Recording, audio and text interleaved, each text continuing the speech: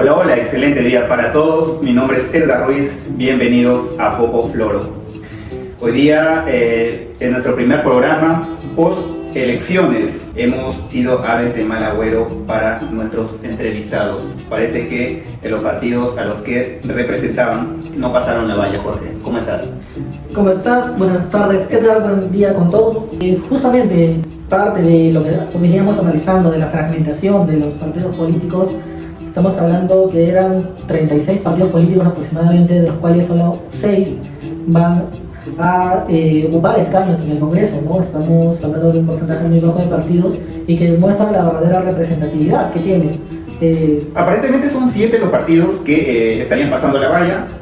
A ver, tenemos Fuerza Popular, Renovación Popular, el Partido de Buen Gobierno, Juntos por el Perú, el Partido Cívico Obras, el Partido País para Todos y Ahora Nación. Serían los únicos partidos que están pasando la valla y tendrían opción de tener presencia en las cámaras tanto de diputados como senadores. Bueno, me sorprende un poco algunos partidos que están presentes, ¿no? Que en la última recta, por no decir en la última semana, han repuntado, pero estamos hablando que aproximadamente un 20% de los partidos que han postulado nada más van a tener representación en el Congreso, ¿no? La valla electoral es justamente, dado su nombre, un buen filtro para poder evitar, ¿no?, la proliferación de partidos políticos que no tienen mayor representación a nivel nacional. Sin embargo, también vemos que son muy pocos los partidos que están repitiendo candidatos, ¿no? El partido de la señora Keiko Sofía Fujimori es el que se ha mantenido prácticamente en porcentaje, ¿no?, de Renovación Popular, pero vemos que el partido de Jorge Nieto, que es el Partido del Buen Gobierno, el partido Obras o el País para Todos, Ahora Nación, que es nuevo también, tienen representación en el Congreso cuando no han tenido anteriormente, ¿no? Juntos por el Perú también, si bien mantenía una representación era mínima, ¿no?, y en esta, según los datos actualizados de OMPE, está en cuarto lugar. Claro. Y por acá tuvimos a un invitado que fue el profesor Roberto Rojas, postulante para la Cámara de Diputados por el partido Ahora Nación, pero parece que no le alcanzan, ¿no?, los números para poder ocupar algún escaño en la Cámara de Diputados como representante de la libertad. Jorge, qué difícil fue contactar o tener en nuestro programa a invitados postulantes para senadores y diputados. La verdad fue un trabajo de apercibimiento, de invitaciones amables, ruegos, súplicas, pero fue un trabajo difícil. No pudimos convencer a muchos de ellos porque, bueno, por razones un poco risibles, ¿no? Porque no somos sus amigos, porque no nos conocen. Y bueno, pues fue difícil, ¿no? Fue un tanto difícil, la verdad, porque, bueno, en primer lugar, somos un canal nuevo que está tratando de informar a la población liberteña, pero sin embargo, extendimos la invitación para todos los candidatos para que se vengan a sentar, conocer un poco más de ellos, pero tuvimos bastantes obstáculos, bastantes motivos de imagen, ¿no? Muy pocos se atrevieron a sentarse aquí, y fórmulas o equipos de campaña que tienen miedo a sentarse en medios de comunicación objetivos, nuevos, ¿no? Vemos que preacuerdan en algunos casos entrevistas. Ajá, y parece contradictorio porque, bueno, uno desde afuera dice, mientras más invitaciones tenga, mientras más canales difundan mi propuesta, va a ser mejor, ¿no? Voy a tener mayor alcance, pero no fue así, ¿no? Nos decían, ¿no?, no porque no los conocemos, o de repente me quieren hacer alguna pregunta incómoda, o de repente alguien nos ha mandado. Y la verdad resultaba muy gracioso, como ustedes podrán ver, nuestros seguidores ya lo saben. Básicamente intentamos hacer una presentación del candidato para que los libertarios podamos conocerlos. Sin embargo, no logramos el resultado que habíamos esperado. Bueno, en esta fiesta democrática debió haber tenido como protagonistas al pueblo peruano y la democracia propiamente.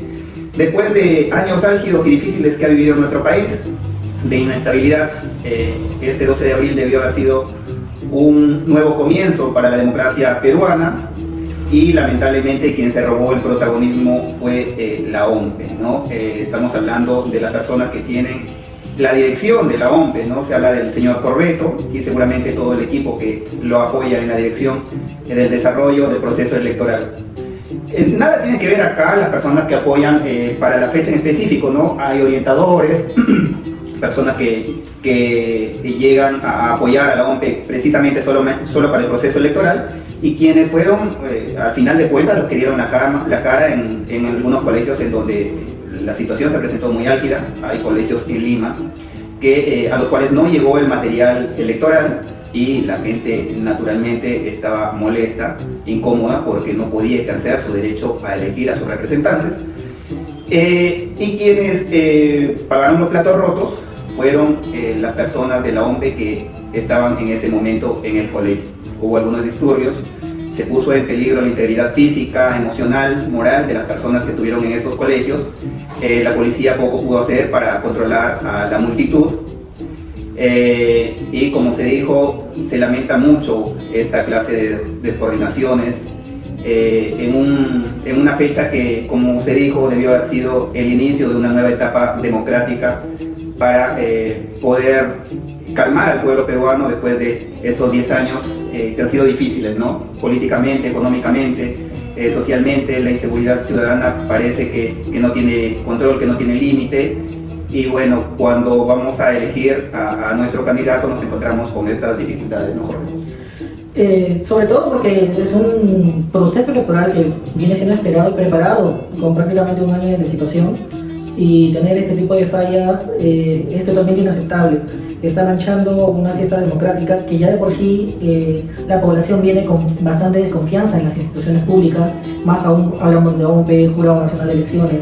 Entonces, las primeras voces que se escucharon en la calle fueron las de que ha existido un fraude, ¿no? Entonces, queda ese sinsabor en la población de que probablemente no se está respetando el resultado que la gente ha expresado en las urnas, sino que es otro resultado impuesto. Y esto puede no ser así, pero queda ese sinsabor, queda la suspicacia, queda la sospecha a raíz de estos actos, ¿no? Que se han visto, ¿no? Quizás en este caso no fue intencional, no lo sabemos, pero en otros casos, en algunos gobiernos dictatoriales se han visto que usan este tipo de estrategias, ¿no? Para poder tener o solventar un resultado positivo a ellos. Y a pesar que en este caso no nos encontramos en ese tipo de régimen, estamos supuestamente en una democracia, ya queda esa sospecha en la gente, en la población. Claro, y sobre todo en el Perú, ¿no? Que somos, naturalmente, tendemos al reclamo, a la protesta, ¿no? Entonces, esta clase de situaciones da pie, sobre todo a aquellos partidos o personas que han apoyado a los partidos que no han sido muy favorecidos con el voto popular, da pie a que se genere esta suspicacia, esta idea de que pudo haber sido manejada esta situación, que se presta para un fraude, pero bueno, la OMP ya está emitiendo, ha logrado estabilizar un poco la situación, y en un acto extraordinario, creo yo, se había ampliado la fecha del sufragio hasta el día de ayer, lunes 13 de abril, ¿no? Entonces, en los colegios donde no llegó el material de la OMP, se extendió hasta el día lunes la posibilidad de poder emitir un voto. Ahora, acá hubo una descoordinación también. Quien da el aviso de que habrá esta ampliación hasta el día 14 de abril es el Jurado Nacional de Elecciones, en horario aproximadamente 7 de la noche, me parece. Claro, pero lo que sucede acá es que a las 6 de la tarde varios medios de comunicación ya habían emitido el boca de urna, en donde, por supuesto, daban por ganadora de esta primera vuelta a la señora Keiko Fujimori. Datum hablaba de que, bueno, la información que ellos tenían es que López Aliaga tenía el segundo lugar, y contrariamente Ipso ponía en segundo lugar al señor Roberto Sánchez de Juntos por el Perú. Entonces, el Jurado Nacional de Elecciones emite su comunicado a las 7 de la noche, pidiendo que no se emitan ninguna clase de resultados, ninguna clase de encuestas, cuando a las 6 de la tarde ya se había emitido este flash electoral, ¿no? Otra descoordinación más. Claro, y no solo es una descoordinación que sea superficial, ¿no? Si bien es cierto, legalmente ya no tienen esa capacidad para prohibir, se invocó más un tema ético de los canales, que solo una de las encuestadoras o canales respetó, porque vemos que los canales del Grupo del Comercio igual emitieron su conteo rápido el mismo domingo.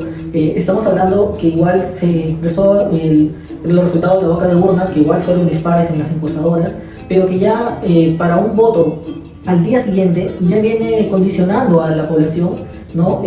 Ante ciertos candidatos la población va a decir, si yo voto por un candidato que no aparece, ya no voy a votar por él. Sería un voto Entonces, perdido. un voto perdido. Entonces ya estamos hablando que se condiciona la elección libre del votante, de la población. Entonces ya no estamos ante un proceso puro, espontáneo, como debió ser una manifestación libre de los votantes. Más allá de ello también, cuando se vio una descoordinación entre el Jurado Nacional de Elecciones y la OMPE, porque el jurado insta a que o solicita que se extienda, la OMPE recibe este pedido mucho después, y después de este pronunciamiento del jurado recién amplía hasta el día lunes. Entonces vemos que hay una descoordinación, se sacó un comunicado del jurado, entonces se ve que ha habido también, o no ha habido un trabajo en conjunto con la OMPE y el jurado. Si en efecto el Jurado Nacional de Elecciones está para fiscalizar, y la labor de la OMPE también está para coordinar, y sobre todo en este tipo de eventos que son extraordinarios, que nunca han sucedido. Así es. Ahora, el tema, tanto de Datum como Ipso, es un poco para tener en cuenta también, ¿no? A boca de urna, Datum da por ganador, como se dijo, al partido Fuerza Popular. En segundo lugar, a Renovación Popular. Esto a boca de urna, ¿ya? A boca de urna también, Ipso da por ganador a Fuerza Popular en primer lugar y en segundo lugar al partido Juntos por el Perú.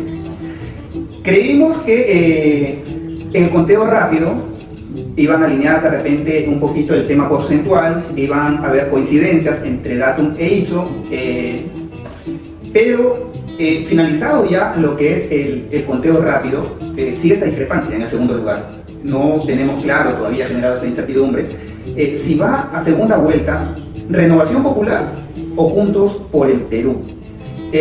Para que podamos diferenciar un poquito lo que es a boca de urna, la encuesta a boca de urna o el conteo rápido, consiste en lo siguiente.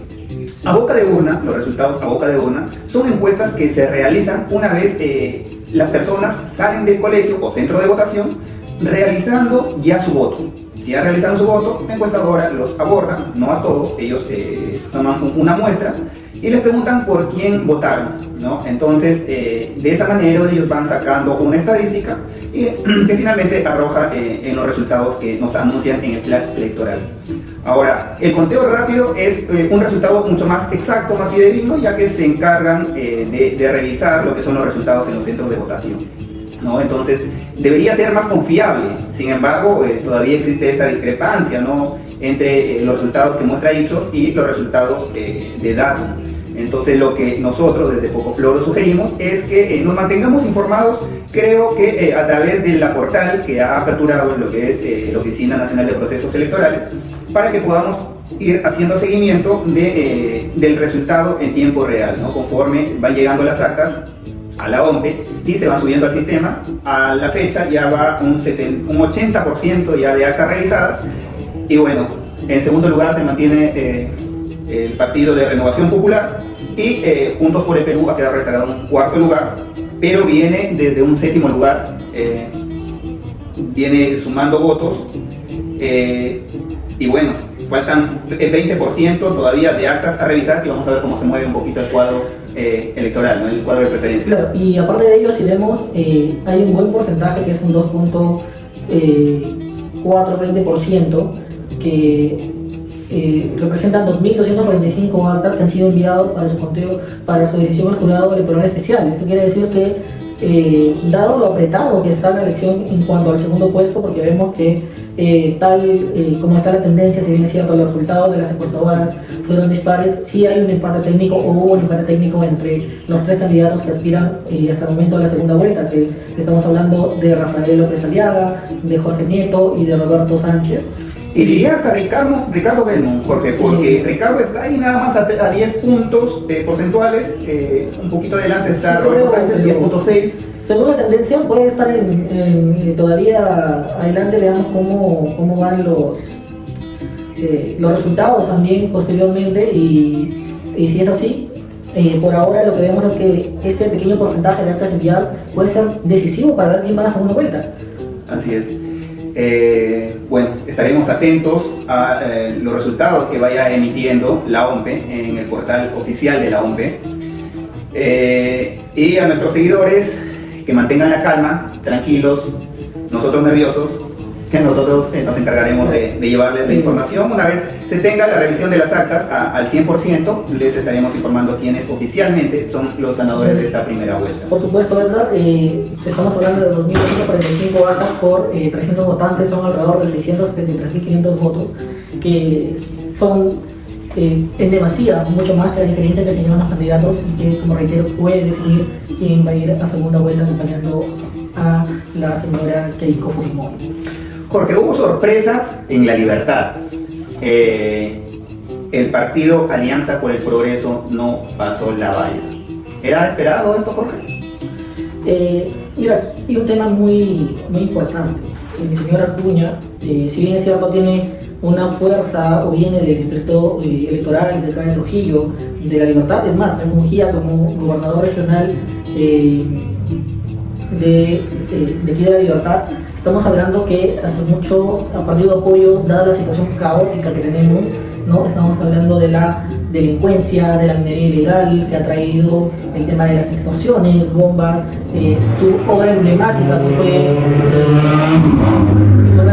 ha sido la entrada a la ciudad del aeropuerto, la carretera con Chaco, que sufrió de cuestionamientos, de corrupción, de debilidades. Entonces estamos ante una situación difícil para él, ¿no? Y que no ha sabido responder, porque su campaña se dedicó a traer streamers, ¿no? Supuestamente influencers, ¿no? Que atacaban a la ciudadanía joven, pero olvidó a la demás ciudadanía que no tenía, creía tener un... Me parece que le quitó cierta seriedad a un acto democrático que tendría que ser un poco más serio en cuanto a propuestas, en cuanto a ofertas que se puede hacer al pueblo peruano por la difícil situación que se está atravesando, ¿no?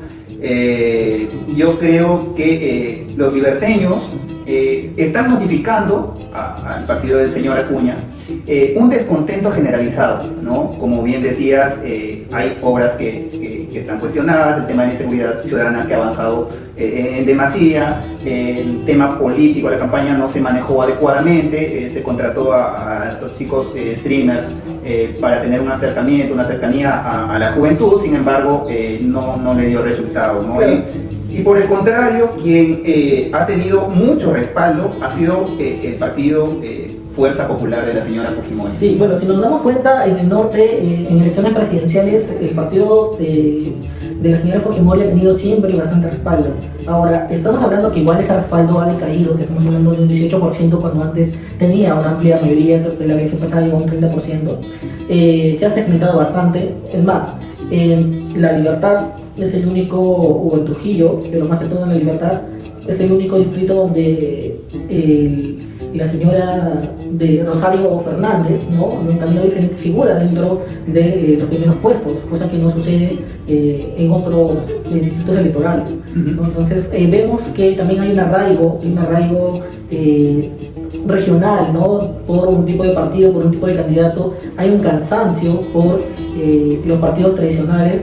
Y como podemos ver, los liberteños le han dicho que ya no a César Acuña. Estamos hablando que al 78.4% de actas escrutadas de La Libertad, César Acuña tiene el 3.428% nada más, ¿no? Que es una suma muy baja, y me parece que a nivel de diputados y senadores ni siquiera ha pasado la valla. Entonces corre el peligro incluso de perder la inscripción y que tenga que reformar su partido del inicio. Y esta es una clara muestra, ¿no? De que la población está cansada, hastiada de los mismos candidatos, y sobre todo más que de los mismos candidatos de autoridades que no respetan a la población, que no cumplen con lo que ofrecen. Recordemos que es la segunda oportunidad en la que César Acuña renuncia al gobierno regional de La Libertad con un mandato todavía en curso para postular a la presidencia de la República. Recordemos que en su campaña para este segundo mandato, César Acuña prometió que no iba a renunciar para postular a las elecciones presidenciales, que iba a culminar con su mandato, cosa que, como vemos, evidentemente no cumplió. Y el pueblo liberteño ha sentido un poquito este acto como un abandono por parte de la autoridad, ¿no?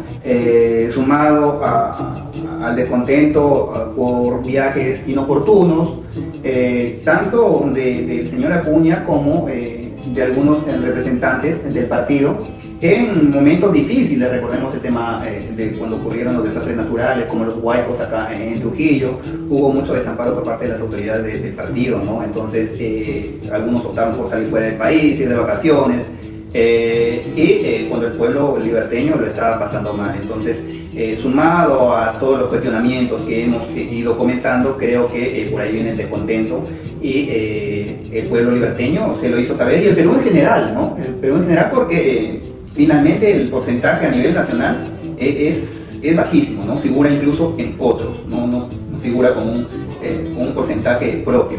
Entonces, y ahora se vienen lo que son las elecciones regionales y locales, Jorge. Me parece que el partido que ha venido, de Alianza por el Progreso, que ha venido teniendo una presencia importante en la libertad a lo largo de los últimos años, se está jugando su última carta en este próximo proceso electoral, ¿no? Sí, bueno, esta es la última oportunidad, creo yo, que tiene Acuña para poder tener una presencia política y renovar, ¿no? Porque recordemos que él ha comenzado como congresista de La Libertad, posteriormente fue alcalde, gobernador regional, y su partido arraigó desde La Libertad de Trujillo, La Libertad, hacia todo el Perú. Entonces ha tenido un papel importante en la política nacional en este último periodo, cuando incluso ha sido parte de la mesa directiva del Congreso, ha puesto varios ministros, funcionarios públicos, y que no han sido libres de cuestionamientos, y eso lleva también a repercutir en la poca votación que ha tenido, porque estamos hablando que el ciudadano liberteño, trujillano, siente que las entidades estatales dominadas por el Partido de Alianza para el Progreso ha tenido un copamiento de funcionarios también que vienen de su partido, de su universidad, y que eso se ha trasladado a los entes nacionales e instituciones nacionales que son dirigidas por miembros también del Partido de Alianza para el Progreso. Entonces, sea cierto o no sea cierto esto, esa sensación ha calado en la población, y las noticias sobre actos de corrupción también han hecho que estén en un vaivén político, ¿no? Y que Acuña y su partido Alianza para el Progreso actualmente esté en una crisis. Yo creo que ya estamos ante una crisis. Claro. Alianza para el Progreso. Y hay que ver cuál será la respuesta electoral a futuro, porque a nivel nacional, bueno, a nivel de La Libertad, quien tuvo mayor respaldo fue, como dije, el Partido Fuerza Popular, alcanzando un 19%, según el conteo rápido, seguido del señor Jorge Nieto, y ahí nada más está un camino diferente, el partido de la señora Fernández, ¿no? Entonces, vamos a ver cómo se organiza también este partido, porque hay una diferencia entre los hermanos, ¿no? Entre los hermanos Fernández, hay que ver cómo se asume para las siguientes elecciones el tema de la candidatura, ¿no? Porque hay un voto fraccionado, me parece, ¿no? Que al final de cuentas va a favorecer al partido que está un poquito más arriba, que es el partido Fuerza Popular. Pero vamos a ver cómo se da el tema de las elecciones, ¿no? De repente cambia este escenario, o si es que nos confirman el respaldo que se ha venido dando al partido Fuerza Popular también en las elecciones regionales. Claro, y es un caso curioso, ¿no? Porque al no existir ya Alianza para el Progreso, queda cuál va a ser el bastión del norte en elecciones regionales y municipales, porque si recordamos bien, Alianza para el Progreso ha sido dominante en estos últimos años. Desde el 2006 ingresó César Acuña como alcalde de Trujillo, y que ha mantenido, y que eso no se ha interrumpido 2 veces, tanto por Elio Espinosa como por el señor Fernández, que fue elegido pero fue vacado posteriormente, ¿no? Pero ha tenido su partido, ahora el alcalde de Trujillo, Mario Reina, es de militancia pepista. Entonces las instituciones han sido copadas por él, pero a pesar de elecciones presidenciales, tal como hemos visto, hay un respaldo para el partido fujimorista. En elecciones municipales y regionales no se ha visto ningún respaldo. Y el partido aprista está desaparecido también en La Libertad, ¿no? Tradicionalmente La Libertad tenía un respaldo importante en la región de La Libertad. Sin embargo, ya vimos en las elecciones nacionales que, bueno, ha quedado rezagado también. Me parece que después de Alan García, el partido no tuvo una figura representativa que tuviera esa cercanía con el Perú, esa llegada al pueblo, y parece que también van a perder lo que es, bueno, no pasa en la valla tampoco, ¿no? Al igual que el Partido Alianza por el Progreso. Claro,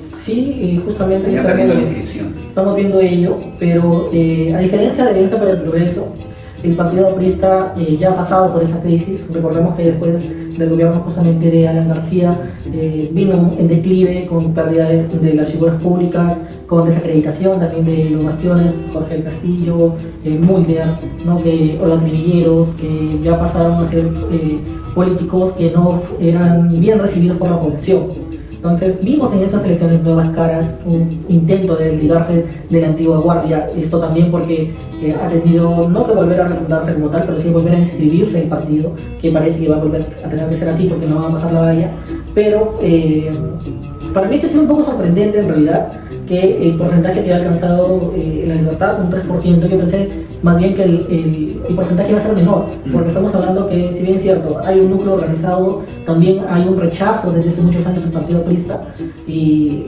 pensé que iba a ser incluso menor el porcentaje que van a tener. Tan es así, Jorge, que al señor José Murgia le hicieron una invitación nuevamente a participar como candidato al Senado. El señor José Murgia tiene cierta aceptación dentro de la Libertad. Esto en respaldo al candidato presidencial, ¿no? El señor Valderrama, pero parece que tampoco le sirvió de mucho y quedaron rezagados en la elección nacional y en la elección a nivel regional. Entonces estemos atentos a los resultados oficiales por parte de la OMPE, que se estarán emitiendo seguramente en las próximas horas, ya al 100% de actas revisadas, para saber con quién estaría pasando a la segunda vuelta la señora Keiko Sofía Fujimori. Claro, por supuesto, doctor. Bueno, volviendo al tema del APRA, sí nos sorprendió un poco que invitaran a José Murgia. Estamos hablando de una persona que tiene 89 años ya, y que si bien es cierto es un político o una persona con cierta aceptación, ya ha dejado la política hace muchos años. Hay muchos jóvenes que ni siquiera conocen quién ha sido José Murgia, cuál ha sido su actividad política, su trayectoria, y traerlo de vuelta a los 89 años para que postule, si bien es cierto, es un buen cuadro que ha tenido el Partido Aprista. Esto nos demuestra que no podemos... Una medida desesperada, me parece. Exacto. Ya del partido, ¿no? Por querer alcanzar esa aceptación, bueno, porque no se consiguió de repente una figura emblemática, ¿no? Una imagen del partido que tuviera la aceptación, como dijimos, de Aya, de Alan García, de Mulder, del mismo Jorge del Castillo, ¿no? Claro. Entonces también se podría hablar de una crisis dentro del partido aprista. Claro, porque, bueno, si hablamos de figuras populares, después de Alan García no han tenido otras. Entonces, el mismo Mulder, el Jorge del Castillo, son figuras que ya no tienen popularidad, tienen un rechazo de la población. A diferencia de Alan García, que gobernó con mucho carisma, mucha popularidad, podríamos decir, en sus dos gobiernos, contaba con ese crédito político, ¿no? Que no tienen actualmente los líderes del Partido Aprista. Pero bueno, más allá de ello, vemos la fragmentación. Llama mucho la atención, por ejemplo, la conducta de Ricardo Belmont, que ni siquiera fue a votar y que ya se retiró también definitivamente de la política en sus palabras. Curioso, ¿no? Y de Carlos Álvarez, que también lo propio, ¿no? Ya se retiró de la política. Curioso que dos personas con ideales parecidos han postulado, han obtenido votos importantes. Presencia incluso dentro de la Cámara de Diputados. Exacto, de diputados y que incluso de senadores, podríamos decir, pero que sus fórmulas presidenciales no sé si no han estado convencidas, o que ha pasado que en lugar de convertirse en una oposición que alimente a quien sea nuestro próximo presidente o presidenta, lo único que hacen es retirarse, evidenciando que estamos no ante improvisaciones, porque no se tratan de partidos políticos arraigados o ideales, sino estamos hablando de partidos improvisados que se juntan partidarios, gente para una elección, lo logro o no lo logro y se acabó. Entonces eso habla también no solo de una crisis de partidos políticos, una crisis del sistema político nacional que nos ha llevado a esta fragmentación, a tener tantos partidos, ¿no? Y que nos ha llevado también a que presidentes o candidatos que en primera vuelta, porque si sumamos los resultados que va a tener la señora Fujimori y el candidato que va a tener en segunda vuelta, entre los dos, en primera vuelta no suman el 50% de votos.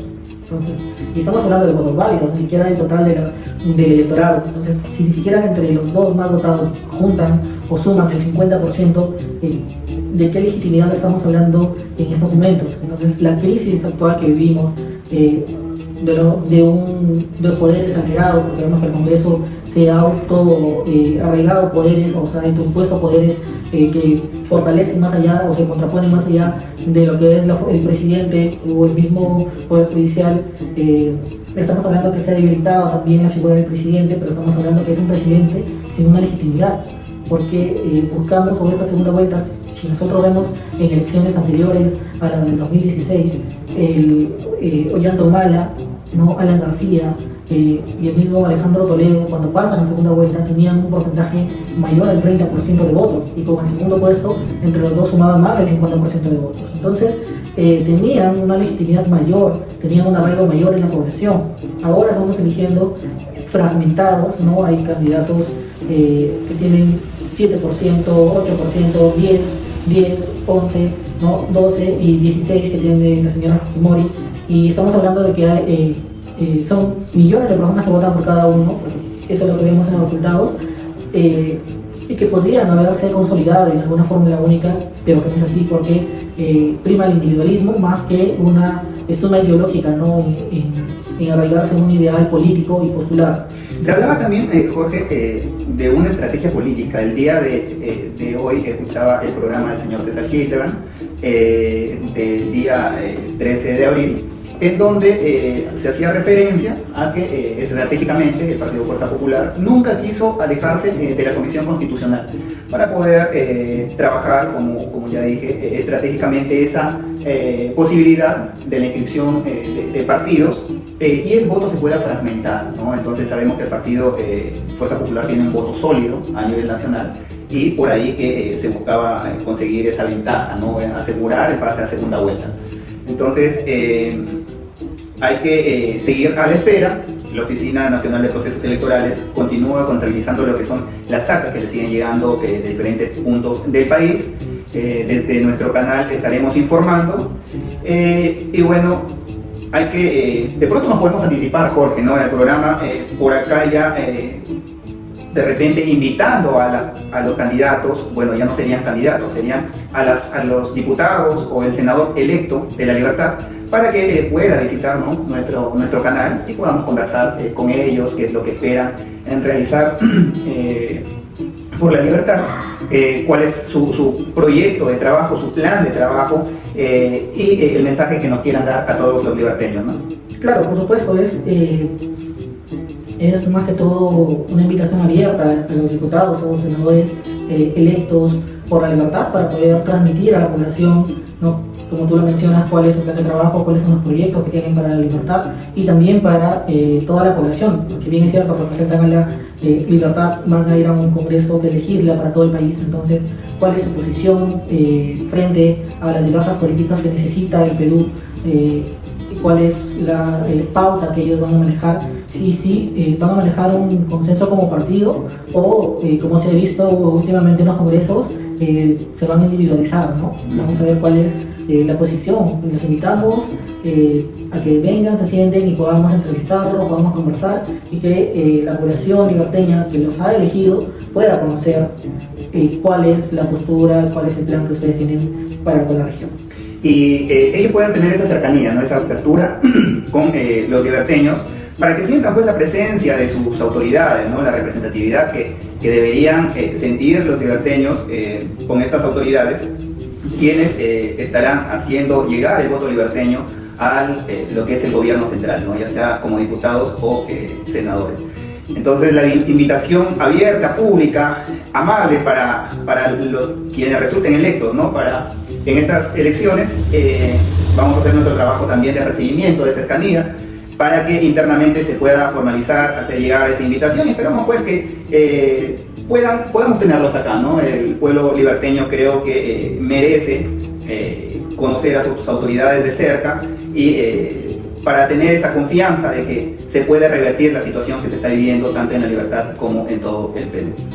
Muy bien, Jorge, se nos acabó el programa. Nos acabó el tiempo, ha sido un gusto compartir contigo, Edgar. Estaremos teniendo nuevos programas analizando el devenir político de estas elecciones presidenciales. Ya con el resultado final del hombre. Así es, con el resultado final de la OMB, y también con las elecciones que se nos vienen, las elecciones regionales y municipales, que están prácticamente a la vuelta de la esquina. Entonces tenemos programa para rato. No se olviden de suscribirse tanto en nuestros canales de TikTok como YouTube, Y acá tus amigos de Poco Floro te dicen hasta la próxima.